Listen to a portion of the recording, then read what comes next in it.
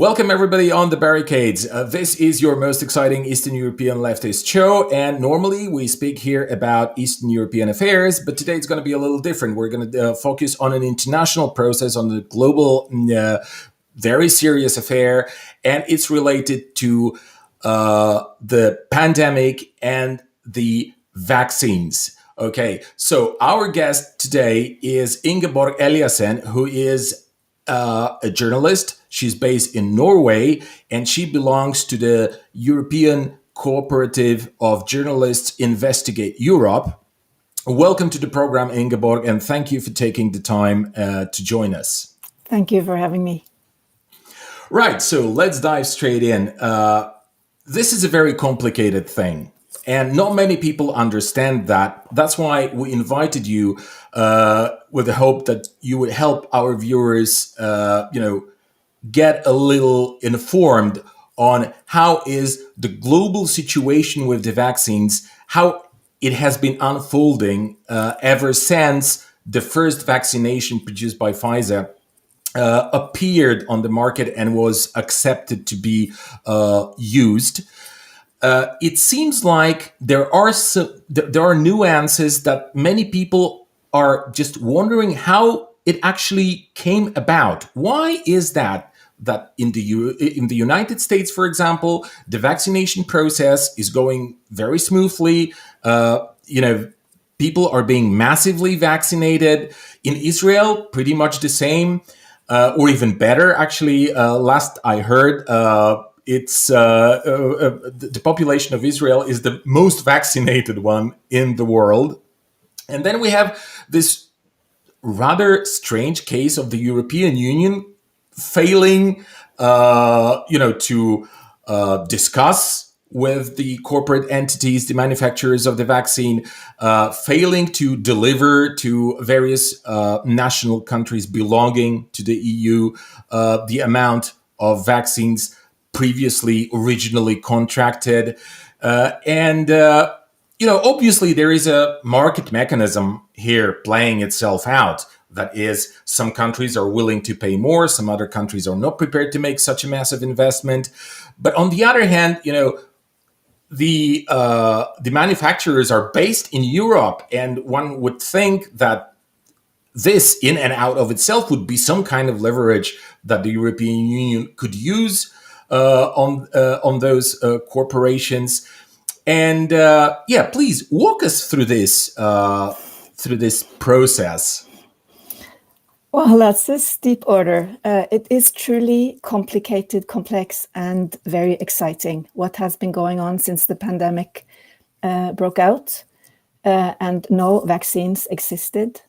So a tremendous lot of things have happened during that 1 year. We have 4 vaccines that are now accepted in Europe, have been through the trials and tests of the European Medicines Agency, but there are so many others being developed, maybe up to 200 in all stages of trials. So we haven't seen the end of this yet. But so you brought up so many issues now that are in themselves would take time to address. But you are right. The situation in the US and Israel on one hand and in Europe is different from each other. And those two countries, the US and Israel, have been extremely forward-leaning in their relationship to the vaccine producers. They have been willing to pay a lot to get the doses for their populations first. Whereas the EU has probably had very, very, very tough negotiations on price and have been able to secure doses for much less than the other two. So, for instance, from what we know, the Pfizer vaccine, the Israelis paid $23.5 per dose for that. The US paid $19.50 for it, and the EU brought it down to $14.70 US per dose. And what this has done with the relationship and the feeling between the pharmaceutical companies and the countries, we can only speculate. But so they are far ahead, relatively speaking. But and those of us who live in Europe would mostly feel that this is going slow, much too slow. There are setbacks. There are all kinds of complications that hamper the vaccine rollout. But if you raise if you look a little bit above, you will see that the EU, the United States, and Israel have a tiny fraction of the world's population. The big picture is that we are still among the very, very lucky ones in Europe. And we are weeks, months, and even years ahead in getting vaccines over many, many countries in the world. This is the big picture. And I think this pandemic needs to be seen because it's a pandemic. It's a worldwide issue. And this cliche, it's a cliche, but it's also true. No one is going to be safe from this until everyone is. So that's the level of discussion we should be on, the global level. So let me just specify, make sure that we're on the same page. So what you're saying is that, okay, there are problems in the European Union, that's true, and it's because they were actually willing to confront the vaccine manufacturers and trying to bring the price down, which is absolutely a fair approach, I would say, because there's been so much money invested, okay, in public money, I'm talking here, into the production and the development, okay, of the vaccines, and now the governments have invested in that, but they are supposed to buy that back on a purely market capitalist basis, okay. So the European Union has made the attempt to bring the price down, whereas the United States and Israel said, no problem, we're going to buy it at whatever price you say, all right? And that's why they're getting the bulk of it, right? And we're getting some less here in the European Union. Nonetheless, those three entities, that is the United States, Israel, and European Union, are still the lucky ones vis-a-vis, for example, Africa, South America, I don't know, maybe Australia and Asia. Please explain that later if you feel I'm kind of confusing something here. But at the same time, you said there are about 200 other ideas for the preparations that could be used in the foreseeable future, right? So can you kind of try and explain it to us? Like, there are so many, there's this massive development of maybe 200 new brands, preparations, whatever. And at the same time, we are in this problematic situation, despite the fact that it's not so problematic vis-a-vis, as I said, Africa or South America. Like, how is our viewer supposed to make sense out of it? Vaccines is like we understood in our research about the politics of the vaccines, which our group started immediately after the pandemic was a fact, that vaccines are a special field within medical production. It's extremely complicated, extremely long-term. Most of the attempts to make vaccines now before the pandemic, and not about COVID exactly, fail. So it's not a field that many people or many companies are interested in, because it's more random if it will ever pay off. So it's a field of medicine that needs public support to be realized, and the pace now that there are so many candidates in all levels of trials. Most of them will probably not see the light of day as products on the market. Most of them will fail, but many will probably also succeed, and they have been doing it at warp speed, as the US intended in naming it this. But it's really, really astonishing how fast this has been done since the pandemic. Very often, vaccines would take 8, 10.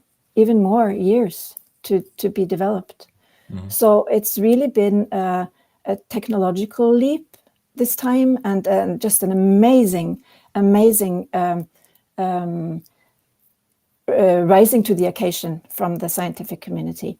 And I imagine also an amazing amount of public money. Yes, and we actually, our group tried last year to look into that, how much public money is now being thrown at developing these vaccines that everyone needs. And we weren't able to coin it exactly because it's very, very untransparent. But just now, recently, just the other day, The Guardian referred to a piece of research that has been done by researchers in the UK and the Netherlands. And they have studied just one of the vaccines, namely the AstraZeneca vaccine, and really traced the public money that has been going into even the roots of, because this happens from all kinds of entities. They build on each other's knowledge all the time over years, and in the end they have this product that is patented. But before that, so much public money has been coming from all kinds of sources, and in this case, they say 97% of the AstraZeneca vaccine has been publicly funded. So that's a number for us to consider. So are you saying that 97% of the overall cost of the production of all the AstraZenecas that vaccines that we have on the market right now is basically sponsored by public money from one government to another? Yeah, the development of it. The development of it. Okay, the development of it, and now still the governments are forced to buy it back on a market basis, which is a pathology in and out of itself. Yes, but just to correct you there, AstraZeneca is one company that has said it doesn't aim to profit on the vaccine during the pandemic, as opposed to some other companies that say this is a for-profit endeavor from the start. Okay, so can I just ask a question here? In that case, this the kind of scandal that was spinned around AstraZeneca a couple of weeks ago, and some countries refusing even to vaccinate their population with it for an amount of time. Do you think that it could be a part of this kind of maybe a war between the corporations that were intending from the beginning to make profit on that, and AstraZeneca who said that we're not going to be making profit? Do you think that it could be that there could be something to it, or I'm overinterpreting it? Well, I can speculate as you can. I don't know this, but of course there is. This is a huge business opportunity for companies, and what has happened with the AstraZeneca vaccine with these very, very serious, although very, very rare side effects that have been, been very much focused in Norway, for instance, has of course not helped AstraZeneca's standing in this. What is also a struggle to take the market, but I am not knowledgeable enough about these things. Yeah, okay, we cannot prove that, right? Yeah, no. Obviously. So let's just stress that it's just our speculation, but from what you're saying, it seems like there obviously is, this. People speak about vaccine wars. But it maybe should be called more like market wars, because regardless of whether it would be a vaccine or something else, the mechanism seems to be pretty much the same. Only now it's all exacerbated and maybe more dangerous because people's lives and people's health is at stake directly. Okay, not indirectly that someone is poisoning our food or water, but we're talking about people getting sick and people dying because of the global pandemic, and how is this going to? What are your projections? What are your predictions regarding the next preparations that are being developed? Because you said not many of them are going to enter the market. Probably not many of them are going to stand the trials. Not many are going to be able to actually launch their product globally. But we're talking here about AstraZeneca. We're talking here about Pfizer. We're talking about Moderna. We're talking about Johnson & Johnson. I think this is the next one that's been accepted. Although, I've heard, I think 2 days ago, that there are some controversies about it. And, I have no medical education, so I can say exactly nothing about this. But I'm just, putting forward the information that I obtained from the media. But then there are also other vaccines like Sputnik V. There is this Indian vaccine, which unfortunately I don't remember the name of it. It's I heard it's just a copy of AstraZeneca, more or less. But again, it's something I heard. Those vaccines, they are not being accepted, for example, on the European Union's market. And, many speculate, for example, that it could be for geopolitical reasons. So it's not only market things related to market and profits, but it's also things related to, politics and geopolitics and stuff like that. Because when you look outside the European Union, for example, in Serbia, a small country on the peripheries of Europe, and it's getting vaccinated very smoothly, very quickly, and things appear to be going really well with the Russian vaccine. So, what's your take on that? Well, I'm sure that in the psychology of the European decision makers, the Russian or the Chinese vaccines have not been really very much on the radar in the beginning. They are used to dealing with what remains of the vaccine industry after on the background of what I told you with the complexities and the uncertainty about the markets and everything. The world, at least the Western world, has 4 big vaccine makers, and those are Sanofi and GlaxoSmithKline in Europe, and they are Pfizer and Merck in the US. Sorry. Now, in the COVID pandemic, many others have, the whole landscape seems to have changed. So, for instance, one of the front runners in the vaccines now, one of the 4 that have been approved in the EU, is the Moderna vaccine, coming from a company that had never put a product on the market ever. Mm-hmm. And now they are one of the major vaccines we are putting our hopes on. I'm sure the Russian and the Chinese vaccines were not on the radar so much, I think, here. But I don't know that it's a fact that they have tried to get approval in the EU and haven't gotten it. Actually, the Sputnik vaccine is now in what the medical agency calls a rolling review. Mm-hmm. Since the 4th of March. A rolling review is something to speed up the approval process. So right now, my impression would be that European governments would really embrace any vaccine coming from anywhere if it was seen as safe. And that is the process that the Sputnik vaccine at least is part of now. The countries like Serbia that have rolled out Chinese vaccines or the Sputnik vaccine, they are doing so without this added security of having been through the EMA process. Yeah, well, because they're also, Serbia is not in the European Union, so sure. I guess, yeah. All right, then how does the question of patents fall into that picture? Could you explain it to our viewers? Why is this important for us to understand that the role of patents and this industry, I guess I should say, of patents, and why is it preventing the more equal, maybe, or the more effective distribution of the vaccines that are already available and approved, and so on and so forth. And then, the second part of the question would be, what is the role of the EU? Because you wrote an article and extensively criticized the EU for actually being so focused and so stubborn about the patents. So please go ahead and explain that. Okay.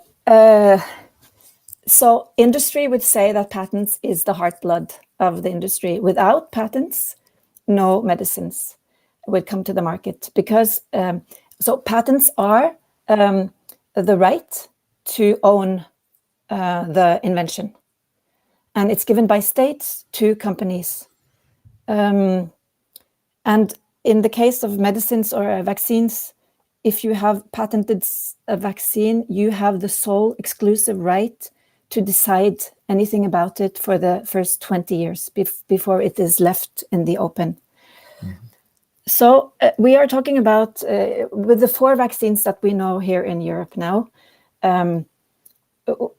we are left with decisions made in 4 companies to decide how it's going to turn out with the pandemic, and to their ability to produce enough.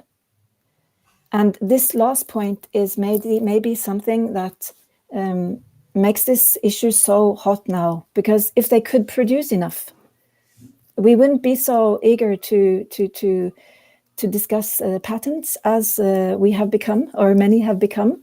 But the fact is they cannot produce enough. There is so tremendously high need for these vaccines. It's the first time ever that every country, every person on Earth needs a vaccine at the same time, the same vaccine at the same time. And they are simply not able to ramp it up enough.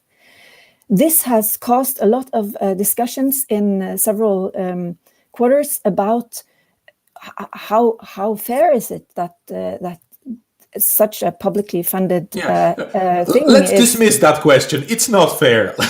It's not fair. It's not fair. So, but the discussion is from the industry says, okay, prove that patents are a barrier towards access. This the people who claim it is say they are proving all the time. It has been proved. You just have to look at the evidence that this is a barrier. But the industry, supported by most governments in our part of the world, say that patents are needed to secure innovation.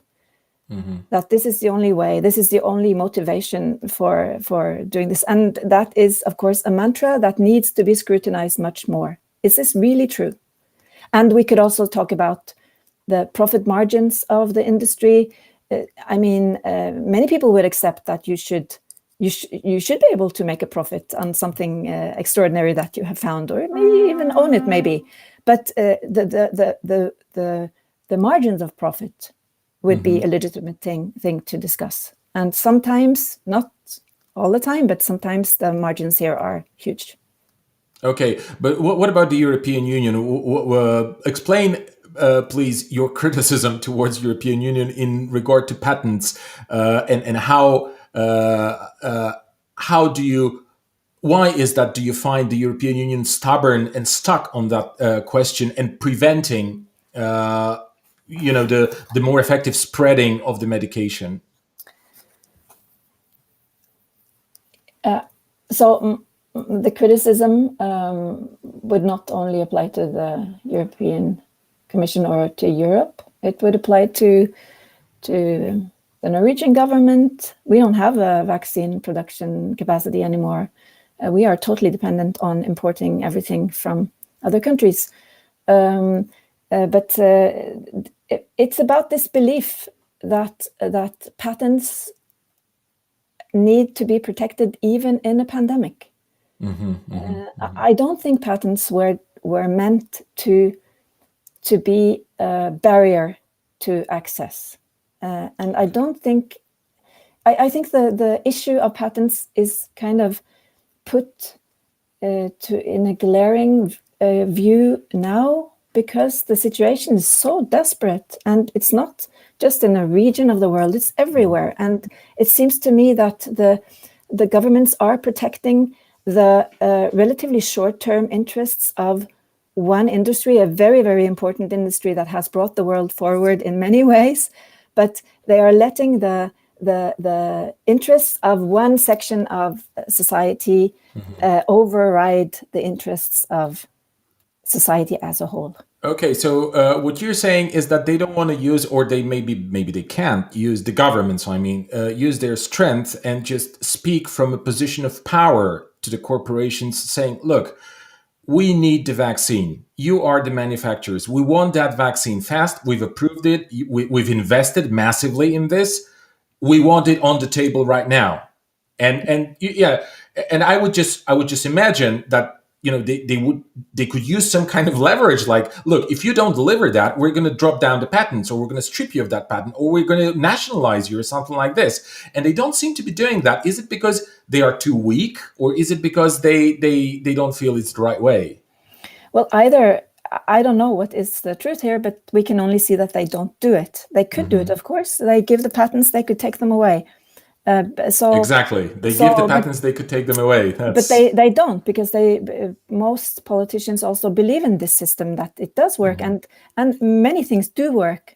And I have no idea what inventions we would not have had if it weren't for the patents. But today, in this situation, it seems that the people who are proposing concretely in the World Trade Organization a lifting of the patents for COVID-19 products, they do have a good case. I think the responses from the governments who are rejecting this is not very convincing. It seems they are protecting business interests. So there could be lobbying, there could be ideological bias, there could be anything, but in the final aftermath, it's not really working for the people, particularly for those that still haven't received the vaccine. Okay, so the last part, the last couple of minutes of our show, I'd like to ask about the notion of vaccine nationalism. What is it? It's what happens when it's when a government says me first, us first, which is a very natural instinct, and even not an instinct, it's a duty of elected politicians to take care of their peoples. So I mean, this is bound to happen unless you again see that in a pandemic, protecting your constituents necessarily means you have to think of the others, because say everyone in Norway was vaccinated because we can afford buying whatever vaccine we want if we want, then that would help us very little if there's a new aggressive mutant brewing in countries where they haven't seen a vaccine yet. And we know the virus travels. We know how fast it travels, even under lockdowns. So I think what is the intelligent way to handle this? It cannot possibly be vaccine nationalism. No, it has to be vaccine internationalism, really, because I understand that vaccine nationalism, based on this understanding, pretty primitive one, by the way, that, we are the government of the Polish people or of the Norwegian people, so we have to vaccinate the Norwegian people or the whatever other people. But then, we vaccinate everybody, we pay millions and millions and millions of euros just to get it first, and then it turns out to be hopeless anyway, because, you're going to have another mutation or variation or whatever, right? So the solution here would be, I guess, as opposed to vaccine nationalism, vaccine internationalism. But then again, there's a question of lobbying, there's the question of ideological bias, and also there's the question of geopolitics. I mean, because there are, rivalries, geopolitical centers like, Beijing and Washington and stuff. And I just don't see how they could come together and really agree on anything like that, despite the fact that it's so vital and so important and so critical, really, for the health of the entire humanity. But okay, the last 2 minutes, really, please tell me, has anything changed since you published that article, which was about a month ago on the Investigate Europe website, where you criticized vaccine nationalism? Has anything changed? I mean, has there been any more understanding by maybe more governments or more institutions, global institutions, that would put pressure on some, at least the most powerful governments, in the world to be more open-minded in these terms?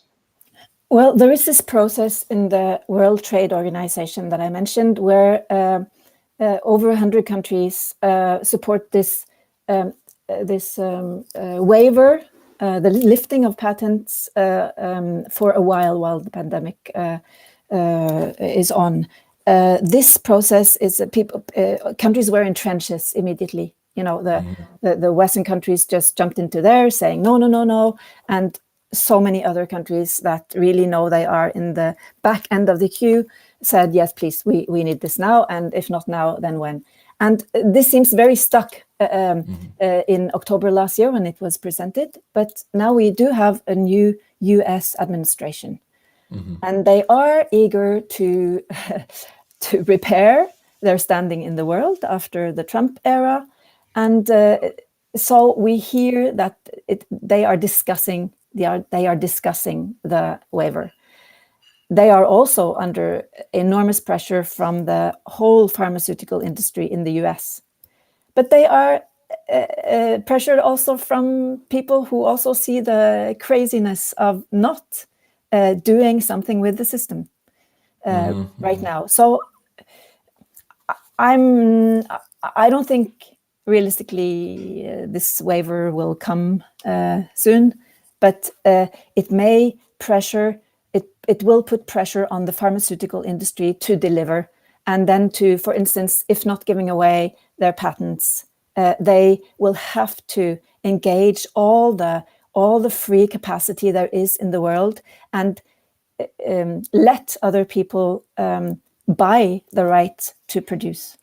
And from what I hear in expert webinars that I've come across, the will to do this has not been very obvious among these companies that own the vaccines. All right, so the bottom line here is people versus corporations, and the governments have to make their choice in the final aftermath. That's what it looks like. Anyway, let's keep our fingers crossed then for the people. And thank you so much, Ingeborg, for joining us and explaining this very complex issue to our viewers. And we wish you all the best of luck with your investigative journalism, and stay healthy. Thank you, and best to you.